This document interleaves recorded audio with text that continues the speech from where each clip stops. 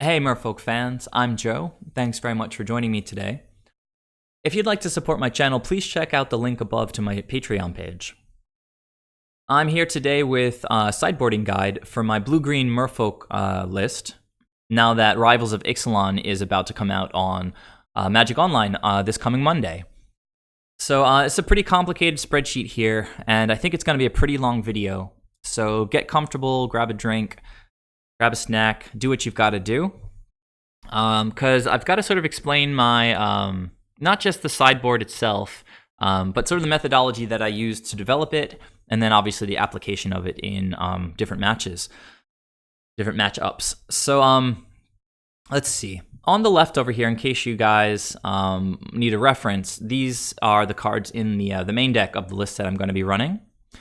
And obviously the sideboard had in mind the composition of the main deck as I was going through sideboarding strategy. But the main way that I determined which cards I would include in the sideboard was through a really thorough analysis of the current metagame and the relative power of the different sideboard choices in that metagame, including which matchups are strong for us and which matchups are weak for us. A lot of you have asked me in the past whether I could do a sideboarding guide, and that's why I'm doing this here today, is for you guys who have requested it of me. And before I really dive in, I just want to speak just kind of generally about how one goes about building a sideboard, right? I mean, should we only include cards in the sideboard that help our bad matchups, right? It kind of makes sense, right? I mean, if we can get by against almost every deck with kind of 50% or maybe even slightly positive matchups, but we just lose to like Scape Shift and we just lose to Lantern Control, shouldn't we include 4 Flash Freeze to help against Scape Shift and 4 Ceremonious Rejection to help against Lantern Control? Then surely if we face those matchups, we'll have closer to a 50% chance of winning like all the other matchups. Well, the answer to that is just, absolutely not. That's a really terrible way to build a sideboard, especially in Modern. Modern is so super broad. It doesn't matter if you're playing a tournament with 12 rounds or a tournament with 3 rounds or 4 rounds or 5 rounds. It doesn't matter, if there's 1,000 people at a tournament or 30 people at a tournament. Modern is a super diverse format. You're going to see mono blue turns. You're going to see Martyr Proc. You're going to see Boggles, you're gonna see Soul Sisters. There's just so many decks that can win and win fairly easily. These are powerful decks. They just happen at this moment to not be at the top of the format. But you have to be prepared and have a good understanding of how all of those relatively fringe decks operate. And you have to have some way to beat them. Ideally, I mean, if there's some matchups maybe that we're just gonna have to be okay being on the negative side of 40-60 or something like that, or maybe even 35-65.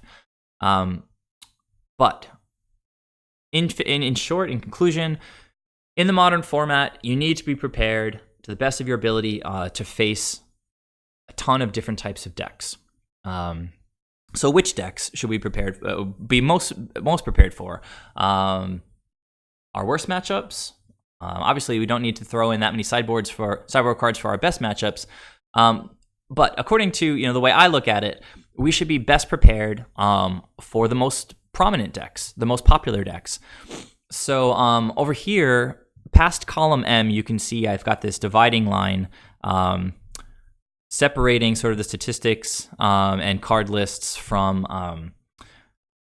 the actual matchups. And then past column M here, from N onward, I've got a column for each matchup with the matchup name on the top and a color indicating whether I think the matchup is neutral or about 50-50 with yellow, positive for us, which is somewhere approaching like 60-40 in our favor, and sort of reddish pink here for a bad matchup, such as Affinity.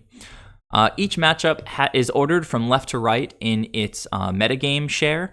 So we've got Grixis Death Shadow with 11, and then Black Green Tron with 7%, Burn with 6, Eldrazi Tron 6, Jeskai 6, Humans 5, Affinity 5, etc. And the decks that are the most popular are the ones that you're going to see the most. They're the ones that you should certainly have a strong plan to help win those games. Because even if they are kind of neutral, if you don't have a good sideboarding strategy against them, they're probably going to have a good sideboarding strategy against you. And maybe post-sideboard, it's going to switch to a 40-60 matchup. And it doesn't need to. Maybe it can switch to a 70-30 in your favor as long as you are prepared for the matchup. And since you're going to be seeing it a lot, you definitely want to be prepared. Now, I got these percentage numbers from MTG Top 8. Now, MTG Top 8 is not as up-to-date with the stats as it used to be, since Magic Online isn't releasing as many results as they used to from the competitive leagues.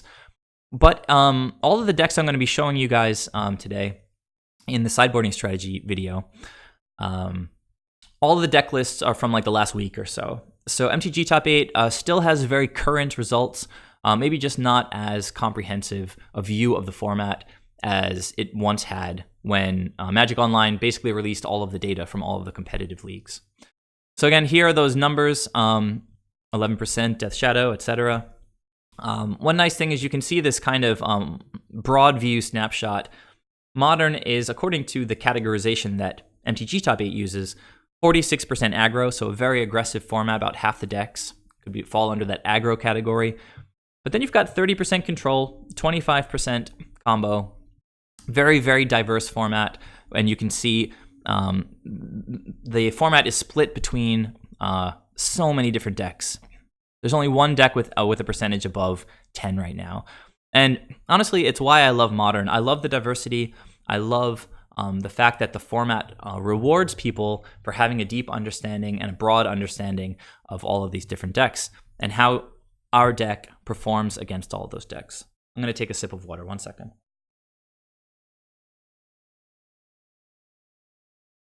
All right. So the things that I cared about in choosing my sideboard cards, again, not just helping against our bad matchups, but helping against prominent matchups to help ensure that our win rate is as high as it can be. So the things that I cared about were prominence, the popularity of the deck, right? So 11%, 7%, etc. I also cared about how powerful a particular sideboard option is in a particular matchup. For example, Dispel hits a lot of the powerful cards in Grixis Death Shadow. Many Grixis lists bring in things like Flaying Tendrils, which is like a board wipe at instant speed. The Dispel is excellent against that. Dispel is excellent against Kolaghan's Command, Lightning Bolt, Terminate, all those instant speed things. For 1 mana, we can shut them down. So this purple color is representing a strong card in the matchup. You can see Shaper's Sanctuary is purple, but with white text. What that means is that I want to prioritize drawing that card in my opening hand, which means that I want to prioritize playing more copies of it in my sideboard. Shaper's Sanctuary is a card that is best when it's played on turn 1, so that it will accrue value every single turn of the game if the opponent targets your creatures. So again, popularity of the deck, the power of a particular card, and then also how favorable or unfavorable the matchup is. So all of this was computed over here. This MU column is just the total number of matchups in the top. Okay, I'm not sure I covered this yet, but while calculating all this stuff, I only used data from the 13 most popular, most prominent decks, which ended at Devoted Company. That's the top 13 decks, which represents the top 67% of the metagame. While doing the math for which cards I should play, I only cared about decks up to there. The remaining 33% of the metagame, which I'll show you sideboarding strategies against for, I think, 11 of them, I just came up with a sideboarding strategy based on the sideboard that was developed in order to do well against the top 67%. And as you might be able to predict, all of these sideboard cards do very well against those decks as well. Sideboard cards tend to be broad answers, and they do a good job against these decks, just as they do against these decks. but it's only the top 67% of the metagame that I used while making these calculations, just to make that clear. So of those 13, the top 13 decks, this MU column is how many matchups the card is a good choice in. So Ceremonious Rejection, we can use as an example. We'll go look across. We've got, it shows up once, twice, 3 times, and 4 times. So that's in 4 matchups. Now this is more or less just bookkeeping. This number wasn't really used in the calculations. It was just a place to get started, sort of keeping track of the general usefulness. We can see Negate, obviously a very, very broad card. It hits anything that's not a creature. 10 matchups. 1, 2, 3, 4, 5, 6, 7, 8, 9, 10. So 10 of the 13. A very, very broad card, and in that sense, a very powerful card. You can also see, though, that Negate, not the best choice, not the most powerful. It's not purple against Burn, for example, because it's a 2-drop. Right? So it's inherently less useful, less powerful in certain matchups than Dispel. So to give you this is all to give you guys a good idea of how the methodology that I use works. So that's the number of matchups. The much more important number is this 21, which is the sum total of the metagame percentage of the matchups in which that card is useful. So for Ceremonious Rejection, again, as an example, we look at the 7% from Green-Black Tron, plus the 6% from Eldrazi Tron, that's 13%, plus 5% for Affinity, so that's 18, and then plus the 3 for Lantern Control is 21% of the entire modern metagame. 21% of the modern metagame, Ceremonious Rejection is a strong choice against. Now, this number is not taking into account any of this purple stuff, any of this yellow stuff. That will be taken into account as we move forward through the chart. But this number is the important starting point for the percentage of the metagame against which the card is useful or strong. So Ceremonious Rejection 21, Disdainful Stroke 27% of the meta, Dispel 37, Negate 51, Relic 31%, Shaper Sanctuary only 20%, Natural State 29%, Dismember 40%. All right. So moving into the next column, we begin the process of weighting these percentages. So this means matchup weight. So this is where we start to look at the yellow, green, and again, sort of this reddish pink. That means bad matchup. So looking again at Ceremonious Rejection as an example, it gets plus 8% because I'm going to count twice the metagame share of the bad matchups. So Affinity is 5%, Titan Shift is 4%, and let's see. Oh, I'm sorry. Titan Shift doesn't have Ceremonious Rejection. I got a little bit turned around there. Ceremonious Rejection, 5% from Affinity and 3% from Lantern Control, giving it 8 more percentage points for my weighting system. So the total shows up in this column, which I call sort of relevance. So Grixis Death Shadow, obviously the most relevant deck based on strict popularity. 11% of the metagame is Grixis Death Shadow. 21 was the sum of the metagame percentage, but I added a bit of relevance based on if it's a bad matchup or not. So Ceremonious Rejection going from 21% to a relevant score of 29. Disdainful Stroke going from 27 to 31, adding 4. The only card that took a hit on relevance was Dispel, because Burn is a favorable matchup, and so it lost 6% of the meta share. So we went from 37 down to 31 on the relevance score. Negate was, I think, let's go through Negate for a second here. It's good in Burn, so it loses 6. But then it's, let's find a bad matchup.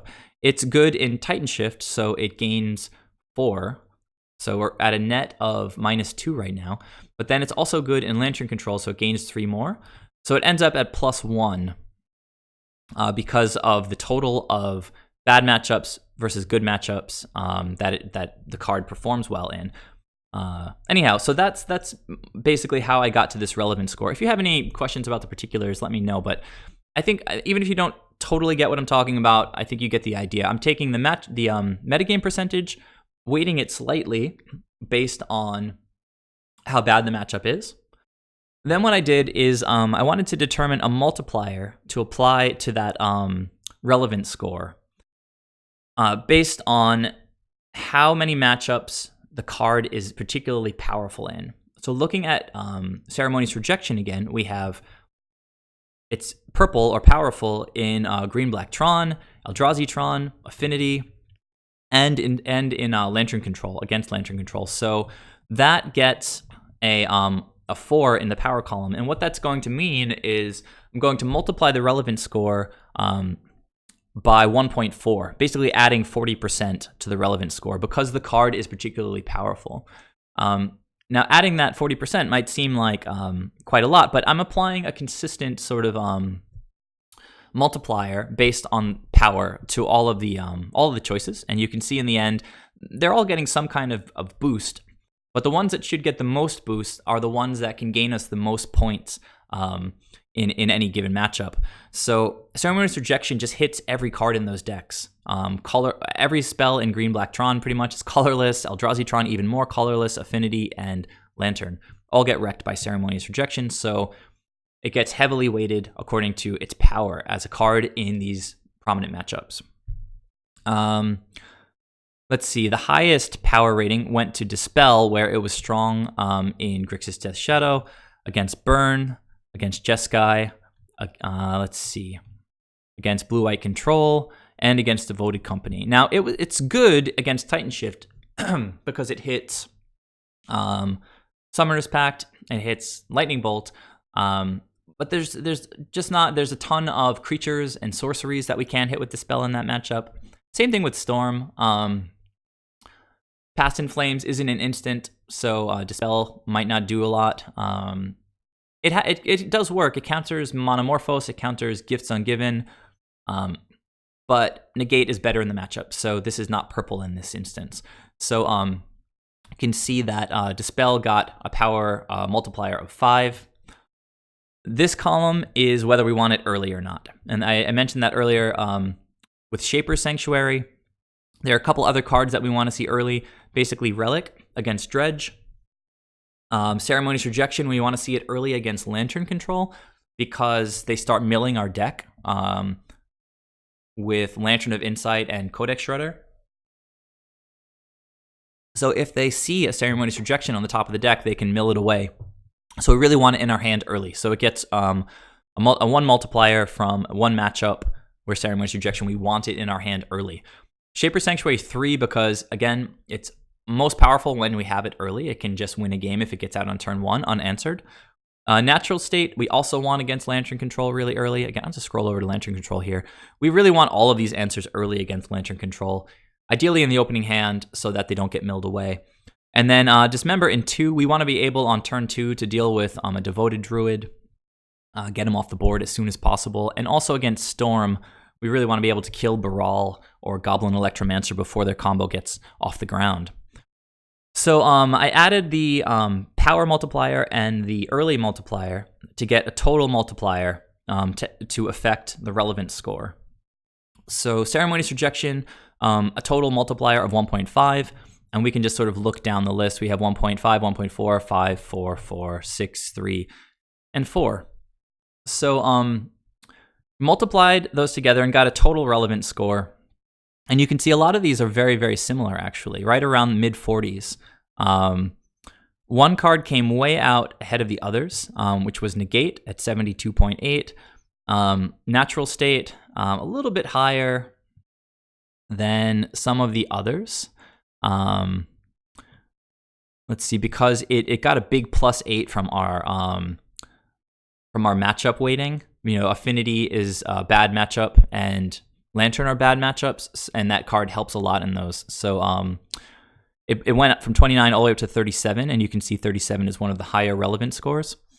And Dismember actually was really, really high. So what I did then was I took the lowest number of 32 and then just divided everything by it to get a ratio.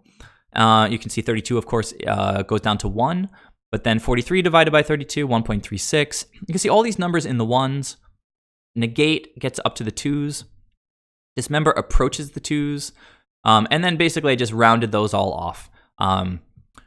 We found that we had a lot of 2 ofs. Negate would have been as a 3 of. Shaper Sanctuary as a 1 of. And Dismember as a 2 of. Okay, so one thing that I haven't been talking about up to this point with my methodology is how the main deck, as it exists, shapes, the decision to run one card over another. And seeing that Negate came out way ahead of the other cards, 50% higher pretty much than the other ones, I had to assess whether I actually wanted to run Negate as the most prominent card in my sideboard, compared to something like Shaper Sanctuary, which came out as one of the lower cards. Actually, only Gutshot was below it, and I just straight up eliminated Gutshot from the running because it got such a low score. So the fact that I run 3 Spell Pierce in the main, and the fact that Negate costs 2 to cast, and it's such a broad spell, and I'm going to have things like Disdainful Stroke to back it up, things like Dispel to back it up. I felt a little bit uncomfortable with the idea that I would run more Negates than the other counter spells. So I made the adjustment to 2. Now, I know I'm just straight up breaking the system that I came up with, but the system was really just to, I don't want to say it was just built to confirm my suspicions. It was really, I really went through it all to make sure that the choices that I was making were actually legitimate and all of the cards had application in the broad format. So I changed Negate to 2, and I changed Shaper Sanctuary from 1 to 2. And I changed Dismember from 2 to 1. Now, the reason I went down on Dismembers is a twofold reason. One, I have 4 Harbingers in the main deck to interact with creatures. So I felt like I didn't need that much creature interaction. And there's only a couple of matchups where Dismember really shone, despite being broadly applicable in a lot of matchups. It was great in Storm, and it was great in against Devoted Company, against little creature-based combo decks, not like Grishelbrand, where Dismember can't do anything about that guy. So again, it's only really strong in those 2 matchups, despite being broadly applicable. And it takes 4 life to cast it. And in a mono base of Shocks and Fetches, I felt a little bit uncomfortable running multiple Dismembers. So I dropped Dismember down to 1. I raised Shaper Sanctuary to 2 because I feel like Grixis Death Shadow, excuse me, I'm going to take a sip of water. Grixis Death Shadow is almost certainly higher than this metagame share percentage on Magic Online particularly, based on my own perception of the competitive leagues and the friendly leagues. And I think Shaper Sanctuary is a really, really solid card against that particular matchup. And it's also really good against Jeskai and against Blue-White Control. So these are decks that are, especially Jeskai, getting more and more popular recently. And Shaper Sanctuary is a card that needs testing. So that's why that moved up to 2. So you can see in the end, we have this sort of broad array of 2 ofs and a singleton Dismember. And that's the system that I used to get there. You know what? I'm going to end this video here, and I'll start it up in a sort of a part 2 video going through the actual matchups and which cards you take in and take out. All right. So thanks for watching this far. I know that was a little bit sort of mathy, very particular. Please let me know your thoughts on the methodology. Please check the link above. If you'd like to support my channel, you can check out the Patreon link. And yeah, I'll see you in the next video for the continuation of my sideboarding strategy guide. Thanks, guys. Bye.